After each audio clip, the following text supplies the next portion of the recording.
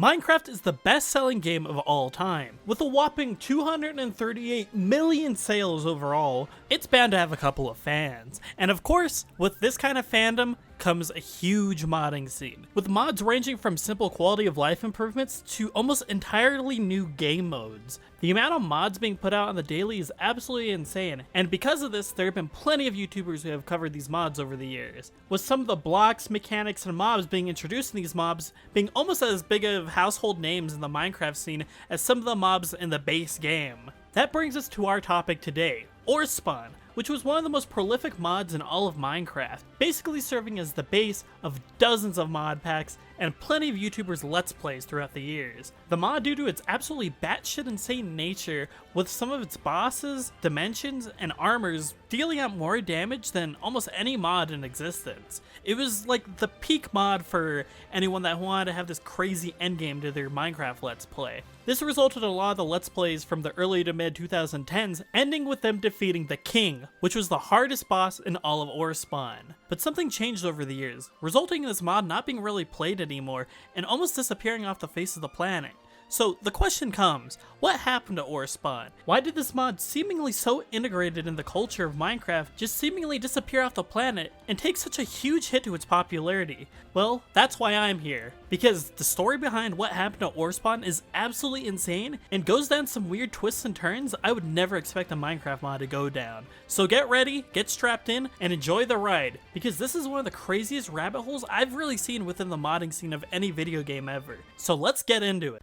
Before we get into the fall of Orespawn, I think we need to go from the beginning. Orespawn's initial version was released on Planet Minecraft on April 27, 2013 by user CallMeDanger, almost 10 years ago. The mod added a lot of interesting features to the game, such as these ores that would spawn throughout your world, essentially allowing you to turn these ores into spawn eggs, which would basically give you access to like spawning the Ender Dragon in and all these different things. It was adding these additional quality of life changes, like adding in like spawn eggs for withers, Ender Dragons. It was just a really cool way of summoning new enemies. And that's kind of the basis of what the mod was built around. You'd be able to spawn in these crazy hard bosses throughout these different processes to get these spawn eggs, resulting in you going higher and higher in the tiers and fighting even stronger enemies. Some of the damage output of these bosses you would be able to spawn in were absolutely insane and still untouched for the most part in terms of like how much damage they were dealing out and how strong some of the weaponry you would get. One of the weapons, Big Bertha, I know does like 1,000 damage, which is absolutely insane, especially in comparison to other mods on the market. And that's just the surface of the mod. There were so many interesting ideas, dimensions, and different mobs that were being introduced that just made the game almost completely different experience than it normally was. It was batshit insane and was really interesting for viewers to watch, which is why it's not very surprising it started to get picked up by YouTubers following a mod showcase by DanTDM. Dan would actually do a couple of mod showcases on this mod, showing off features such as the cool bosses,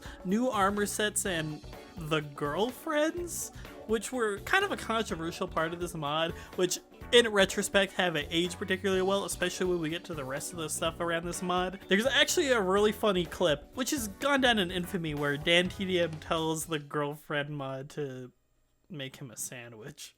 This is the bread that you asked me to get, and you can now go make me a sandwich. Yeah, that has aged well.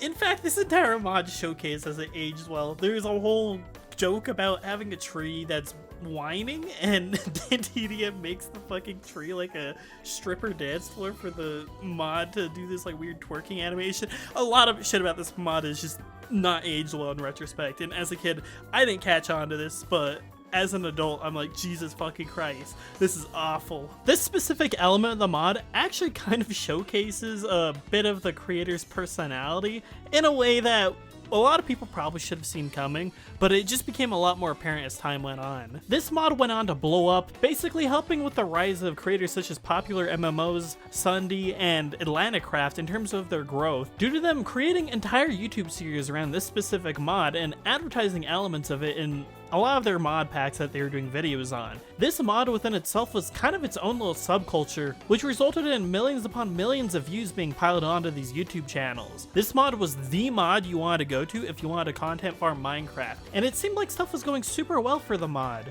So the question lies, why did the mod stop getting supported, and what the hell happened to the mod and its creator? Well, for us to get the answer, I think we need to talk about its creator and their own YouTube channel, They Call Me Danger, or currently known as Richard Clark. Sometime in 2014, They Call Me Danger released a video on their YouTube channel showing off a new engine they were working on that was very similar to Minecraft, that was showing off this new rendering system they were working on. It was very, very early in the works, and it seemed like it wasn't really going to go anywhere. Little did everyone know, this would be one of the final times They Call Me Danger would ever upload anything Minecraft related to their YouTube channel. In fact, that exact same day, the final version of Orespawn was released to the public. From this point forward, Richard Clark would be focusing in on Danger Zone, their brand new video game that they were working on that was eerily similar to Minecraft, where they were seemingly just updating the mod within their own game with no more support really being left behind for the people playing Minecraft still. Now the question lies, why would they create a Minecraft ripoff when their mod was seemingly doing so well already? Well, the answer lies within the Orespawn store, where Richard Clark was attempting to monetize his own mod, which while it isn't explicitly against the EULA of Minecraft,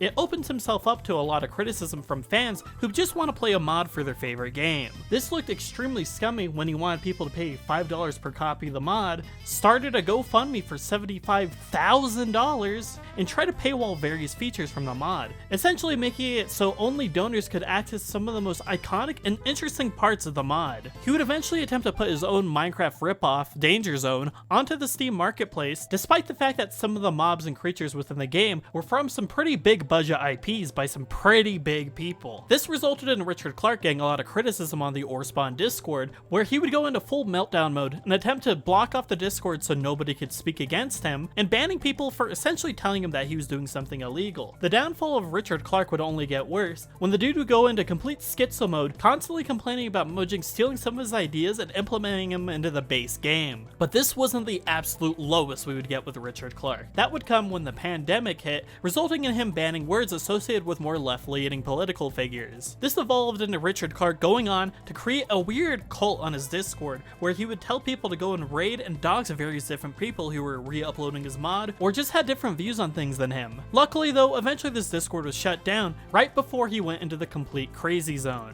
If you currently go onto the Orespawn or Danger Zone website as it's currently known as, you will be greeted with one of the strangest messages I've ever seen on a download page for a Minecraft mod and ripoff. On the strange image, Richard Clark goes on a weird rant about various global issues, eventually devolving into telling people they can't port Orespawn anywhere and how everyone else is thieves, jerks, assholes, and twats. This image also contains a little rant about Linux and how it's much better than Windows, and honestly, this might be the most sane Linux user on the planet. Stuff isn't much better on his YouTube channel, where you'd often go on racist rants and weird global issues I can't really go into detail about because of how YouTube's TOS is. Just know it's just complete conspiracy schlock. It's awful. But that's really where Orespawn is now. It was a mod that rose to fame and created a lot of careers, but in the end died to some of the most insane circumstances I've ever seen a mod die to. Luckily though, this isn't completely the end of Orespawn as a mod, as it's currently being revived by a brand new team. This time, the mod is going under the Chaos Awakens brand name, and it's being directed by a completely different team, separate from Richard Clark and his complete chaos he's doing with Danger Zone. Like seriously, the dude literally just added like a libtard enemy to the game. Like,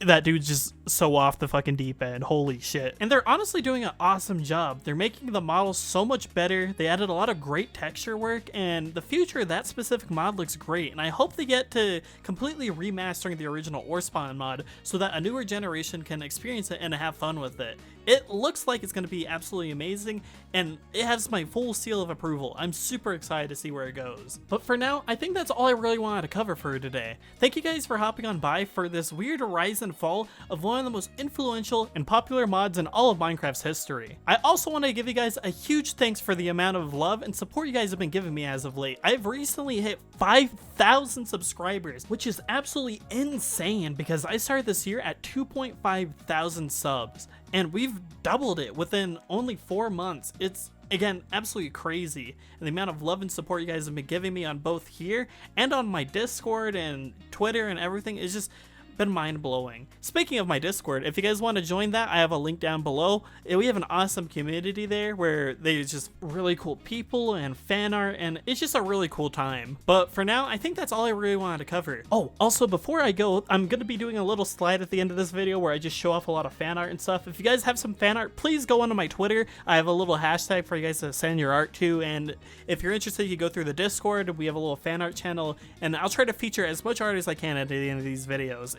It's really awesome to see all the support, and I really love seeing this cool fan art and all this creative stuff you guys do. It's amazing. But once again, thank you guys for watching. This has been Sleep, and I hope to see you guys next time in the next video. Have a good day, and take care. Bye-bye.